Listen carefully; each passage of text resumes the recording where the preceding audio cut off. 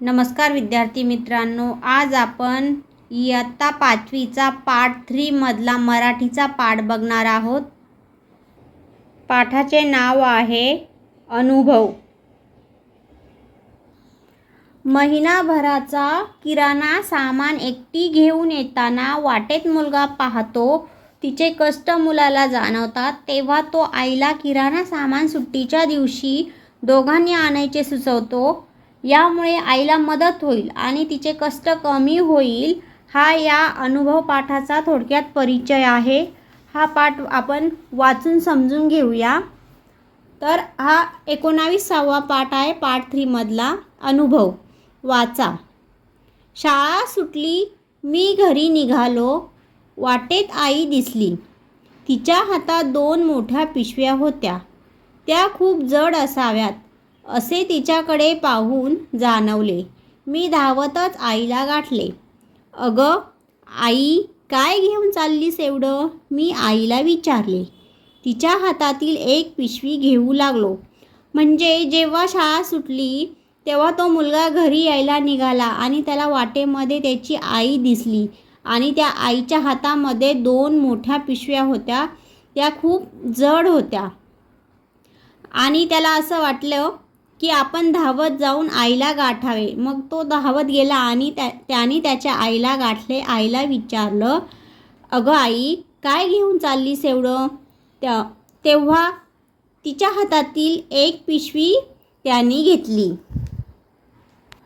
अरे हळू, सामान सांडेल त्यातलं, ती म्हणाली। अगं आई, किती जड आहे पिशवी, काय आहे एवढं यात?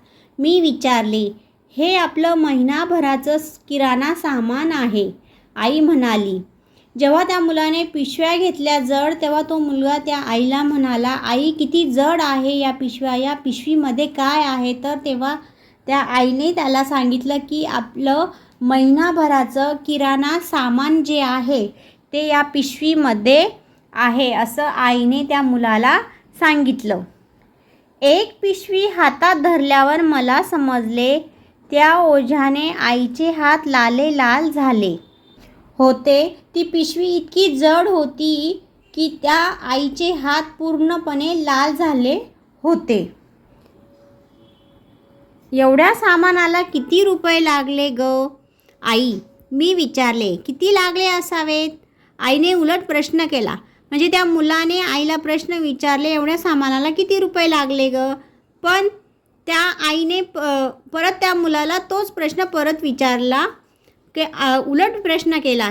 मी सांगितलेली रक्कम ऐकून आई हसू लागली अन म्हणाली, वारे, तुझं व्यवहार ज्ञान, वस्तूचे भाव गगनाला भिडलेत आहेस। कुठे तू?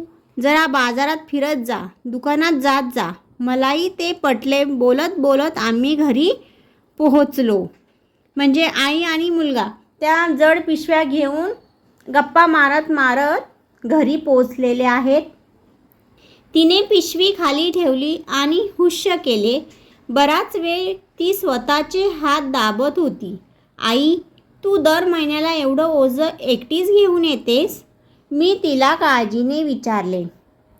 तेव्हा तिने पिशवी खाली ठेवली आणि तिचे हात लाल झालेले होते आणि ती स्वतःचे हात दाबत होती। तर तू दर महिन्याला एवढं ओझं एकटीच घेऊन येतेस का, असं त्या मुलाने त्याच्या आईला काळजीने प्रश्न विचारलेला आहे। तेव्हा आई म्हणाली, हो रे, आज तू भेटलास, खूप बरं वाटलं, माझं काम हलकं झालं। आई मनापासून बोलत होती। ती खूप दमली होती।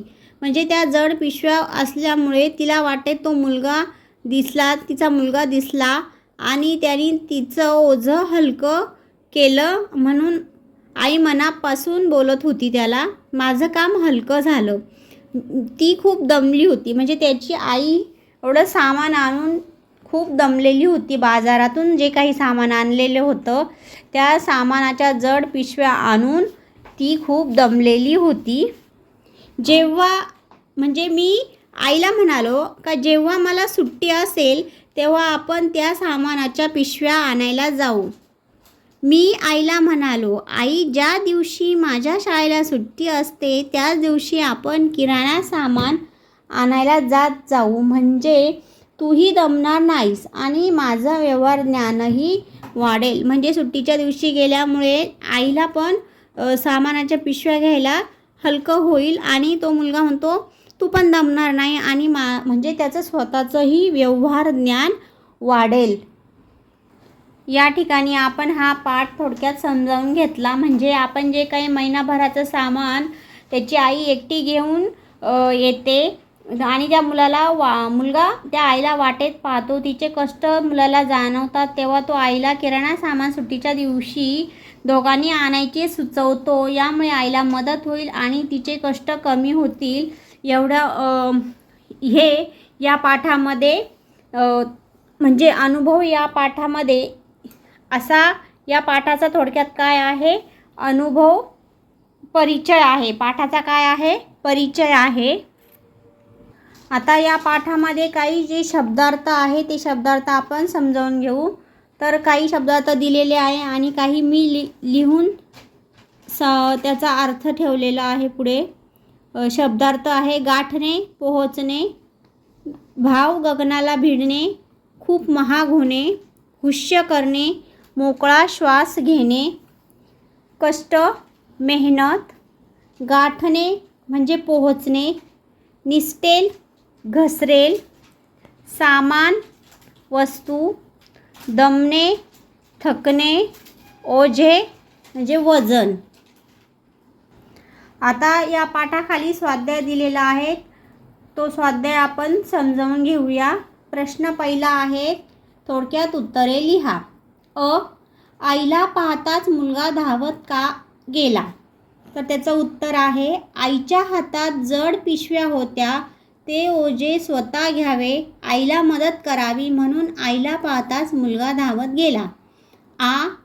आईचे हात कशामुळे लालेलाल झाले होते? तर उत्तर, आईचे हात किराणा मालाच्या जड पिशव्या उचलून आणल्यामुळे आईचे हात लालेलाल झाले होते. आईला बरे का वाटले? उत्तर, मुलाने आईच्या हातातील एक पिशवी स्वतः उचलली. आईचे ओझे मुलाने थोडे हलके केल्यामुळे आईला बरे वाटले. प्रश्न दुसरा आहे, खालील शब्दात शरीराचे भाग असणारे शब्द शोधा व लिहा. उदाहरणार्थ दिलेला आहे, सामान आणि पोपट. सामान या शब्दामध्ये मान हा एक शरीराचा भाग आहे. पोपट शब्दात पोट हा शरीराचा भाग आहे. पुढे दिले आहे त्यांनी पाठवणी, तर मी अंडरलाईन केलेली आहे. तर हे शरीराचे भाग आहेत. पाठवणी शब्दामध्ये पाठव हा एक शरीराचा भाग आहे. नेक्स्ट आहे यजमान, मान. तिसरं आहे आगबोट, बोट. तोंडपाठ, तोंड, पाठ. म्हणजे या तोंडपाठ शब्दामध्ये दोन शरीराचे भाग आहे. तसेच पोटपूजा, पोट हा काय आहे, शरीराचा भाग.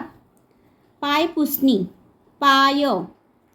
गाल, बोट, गाल, बोट हे दोन शरीराचे भाग आलेले आहेत. नाकतोडा, नाक. तर या ठिकाणी इथे हे काही जे शब्द दिलेले आहे या शब्दामध्ये शरीराचे भाग असणारे शब्द आहेत. प्रश्न तिसरा आहे, खालील शब्द वाचा व तसेच लिहा. तर सुट्टी, हुश्य, चक्कर, लख, बग्गी, गच्च, सज्जन, लठ्ठ, उड्डाण, अन्ना, पत्ता, कथक, जिद्द, घट्ट, अन्न, गप्पा, झिम्मा, अय्या, गल्ली, सव्वा. प्रश्न चौथा आहे, विरुद्ध अर्थाचे शब्द लिहा. मोठे, छोटे. हसणे, रडणे. जड, हलके. खाली, वर. जाणे, येणे. सांडणे, भरणे. प्रश्न 5वा आहे, खालील शब्दात लपलेले शब्द शोधा. सामानाला हा काही शब्द दिलेला आहे, तर त्या शब्दामध्ये छोटे छोटे शब्द लपलेले आहेत, तर ते लिहायचे आहेत. तर मासा, माला, नाला, माना असे हे सामानाला या शब्दातले छोटे छोटे शब्द आहेत लपलेले, ते मी तुम्हाला इथे लिहून दाखवले आहेत. पुढे आहे बाजारात. बाजारात या शब्दामध्ये लपलेले छोटे शब्द बात, बारा, जात, राबा, रात, बाजा. चाललीस, लस, सल, चालली, चाल, चाली. मनापासून, मना, मन, नाम, पान, सून, नम, पासून.